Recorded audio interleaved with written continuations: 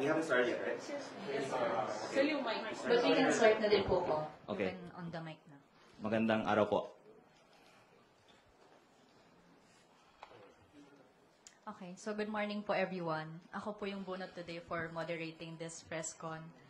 Siguro po first, kung Leandro Leviste, your opening statement po. Yes, magandang araw po sa inyong lahat. Actually, medyo mahaba ang aking opening statement dahil inihanda ko na po ang list of information that I would like to share with the public today. Una po sa lahat, nandito po ako dahil trabaho ko na gawin ang lahat para sa aking distrito, tulad ng ibang mga kongresista. At marami po akong nakikitang mga dapat na reforma sa ating sistema. At bilang isang congressman, layunin ko na makakuha ang aking distrito ng fair share ng budget at ang ibang mga distrito ay dapat mabigyan din ng fair share. At pangalawa, gusto ko lang din naman ibaba ang presyo ng DPWH projects. Sinabi ko po ng 25% para maiwasan ang posibleng 150 billion pesos ng kickbacks. Kaya anuman ang susunod kong sasabihin ay nasa konteksto na may solusyon naman. At sinasabi ko po ito para sana tumulong si DPWH Secretary Vince Dizon sa mga solusyon na ito. My first point today is that contractors are part of writing the DPWH budget and allegedly pay DPWH officials for budgetary allocations from the non-allocable or so-called leadership fund that is prepared by the DPWH. And as I will say more about later, I heard that Secretary Dizon and his team have connections with contractors and in the interest of transparency should disclose all of their connections with contractors and any knowledge that they have on the possibility of kickbacks from DPWH projects. So that is the main point that I would like to bring up today that I will say more about later, that I am asking Secretary Vince Dizon to disclose any and all of his and his team's connections with current, past, or potential future contractors of DPWH projects. Because of the scrutiny on insertions in Congress and Senate, insertions have now moved to the National Expenditure Program that is supposedly prepared by only the DPWH. And according to flood control hearings, contractors submit lists of projects to DPWH and payments are made as early as when they appear in the NEP, on the presumption that the district engineering offices will award the contracts to the contractors that pay for the projects to be inserted by the DPWH officials into the NEP. When DPWH was writing the 2026 NEP, my staff received Viber messages that I can ask that we share on the screen from my former district engineer. The Viber messages read, ito po yung isang 1B na for funding. Hiningi po ng isang contractor na tutulong magpa-release ng funds. Above is the list of proposed projects worth 600 million for a certain contractor. Yan ma'am ay dadalhin sa inyo at siya daw ang mag-aasikaso. Ito nga pala, dati na ding may nag-aasikaso ng pondo pero wala pa namang bumabalik sa amin na letter kung denied or hindi. Contractor sa regional office ang nag-request niyan dati ma'am, last year pa. And what we found out when the NEP came was one of the non-allocable projects of DPWH in my district. Perhaps kasama ito sa leadership funds na binanggit ni former Secretary Bonoan sa Senate Blue Ribbon Committee hearing. The point being that if this was how the NEP was written in my district, na bago lumabas ang NEP, pinakita sa akin ng isang DPWH official na ito ay ipapasok ng contractor at yan ay lumabas at nakatag as non-allocable, meaning hindi po ito proposed ng congressman. Ito po ay hindi nga magagalaw, kaya nga non-allocable ang tawag ng congressman. Ito po ay ipinasok ng DPWH na may pruweba tayo na galing sa contractor, baka sa ibang distrito, ang mga contractors ay may mga insertions din sa 2026 budget, which if we tie it together with the testimonies in the Senate Blue Ribbon Committee hearings na sabi daw nagkakaroon ng mga kickbacks paglabas pa lang ng NEP, it could well have been that there have already been projects that have been paid for in the 2026 NEP. And you could surmise there would be even more in other districts because the contractors, of course, don't have history dealing with me and would tend to put their projects in a district that the congressman will not interfere in rigging their bids in favor of them. And while I was newly elected, I was approached by people saying that contractors were in talks with DPWH to download or magpababa ng mga proyekto sa distrito ko. I have also heard that many of the projects being implemented from the 2025 budget in my district were also inserted this way, again, not through congressional insertions, but mga ipinasok ni Regional Director, ni Yusek, baka mga kaibigan ni Secretary. This, I think the public should know, is how the DPWH budget, at least in my district, was written. Based on what I was told, may mga contractor na may mga kakilala daw sa DPWH na nagpapasok ng mga projects.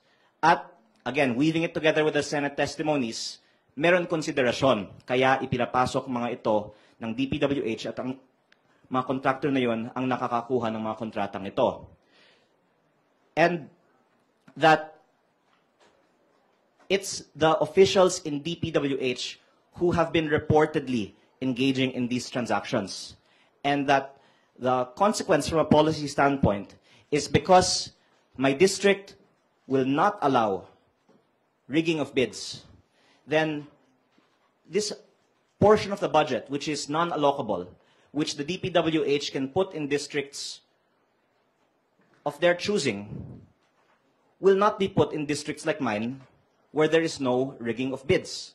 And so the tendency would be for these projects to be parked in the districts where they have the highest confidence that they can earn the most if their objective, which they can disprove, and we would be glad if they could disprove, is to earn from these projects.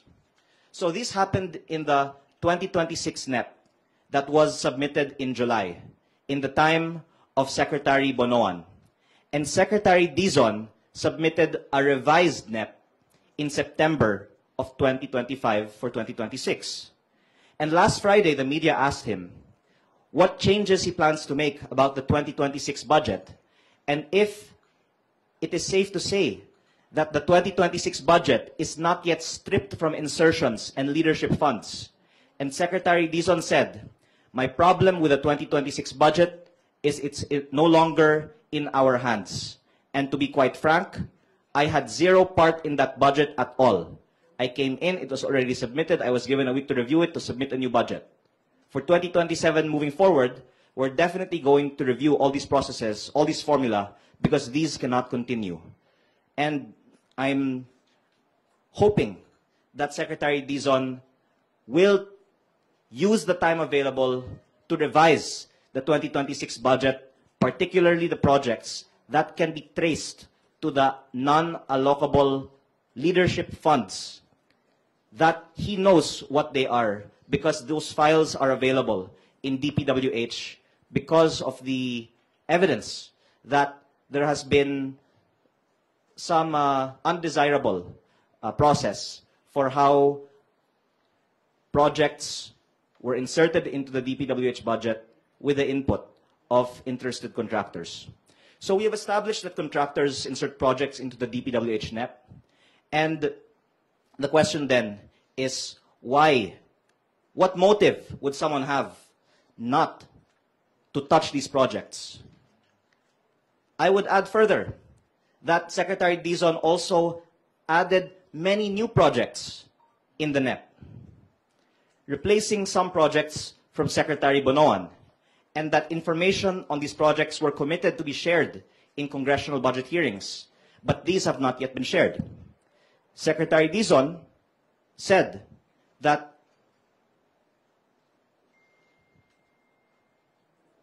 as I will show in a video later, these projects would be disclosed.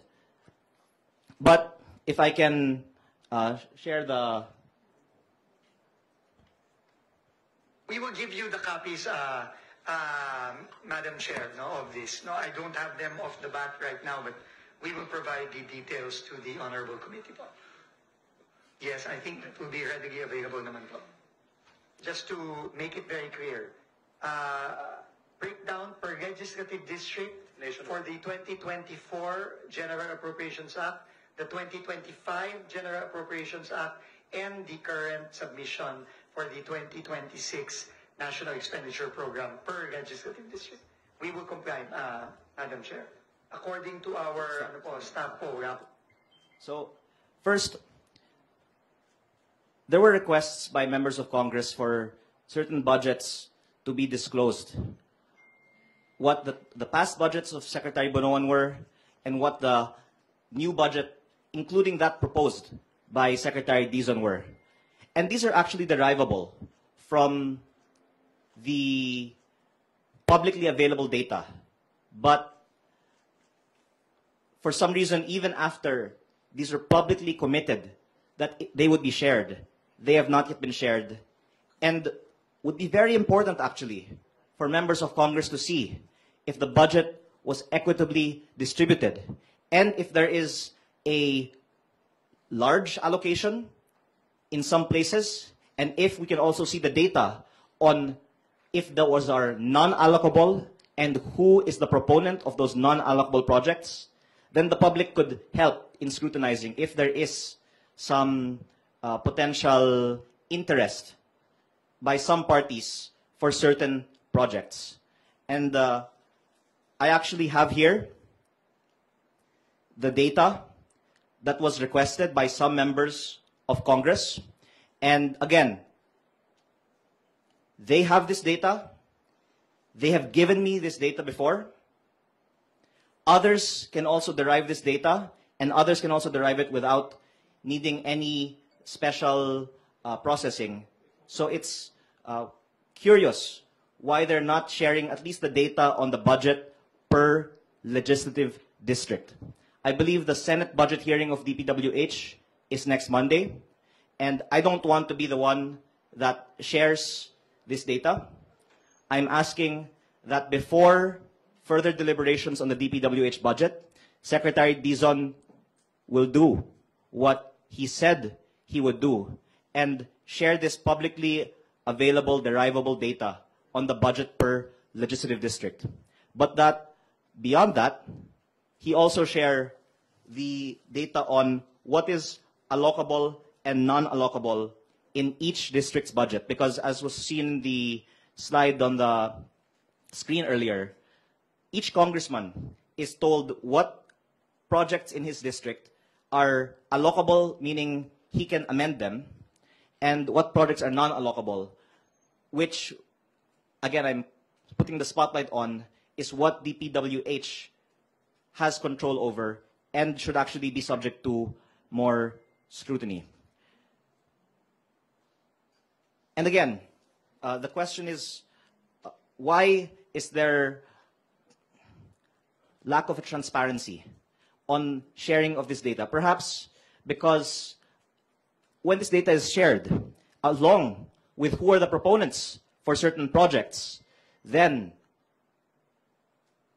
the public will have more leads on potential issues on those given projects. And again, it's an open secret that there is lobbying, or one can say more generously, that there are proposals for the benefit of districts by politicians.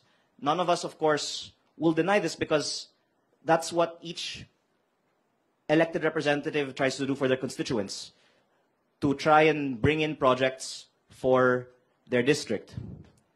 For some reason, though, the DPWH denies that politicians make proposals that are accepted in the NEP, even though former DPWH officials admit it, but that, at least if we can play this part of the video, the last part of the video. Please, The last part. Madam Appropriations Act and the current submission for the 2026 National Expenditure Program per legislative. In this last response, there's a denial. According to our staff po, wala po silang alam na merong ganong mga proyekto. So again, there has been a denial that politicians submit projects into the NEP, because maybe if they admit it, then they'll have to reveal who is the proponent of these projects in the NEP. But if there's so much scrutiny on insertions in Congress, we should be even more closely examining insertions in the NEP, because doing so might be for some purpose to avoid scrutiny in Congress. And again, even members of Congress don't deny that they try and do this for their own district. As I said in my prefatory speech, it is my job to bring in projects for my district. So it's just in our interest to propose that our district be given more support by the national government. What we're asking for is transparency on the requests that were approved, and then once we see that data, then there could be more scrutiny on why those particular requests were approved. So, moving on, the question is, what is the potential motive for someone not to disclose all this data? I mentioned earlier that Secretary Dizon's NEP added many new projects.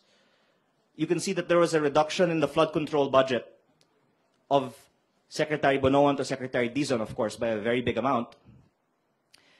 But there was additions in asset preservation and also in multipurpose buildings in a total amount of around 75 billion pesos that was also raised by other members of Congress. Perhaps those were erratas of certain members of Congress, but it would also be helpful if Secretary Dizon could give a breakdown between the July NEP of Secretary Bonoan and the September NEP of Secretary Dizon. What are the changes? And if he could kindly explain the changes between the two NEPs. So, to go to the main point. As to the potential underlying undercurrent for all this, I've heard talk, including in Congress, that Secretary Dizon and his team have connections with DPWH contractors, and that certain members of Secretary Dizon's teams are, in fact, contractors.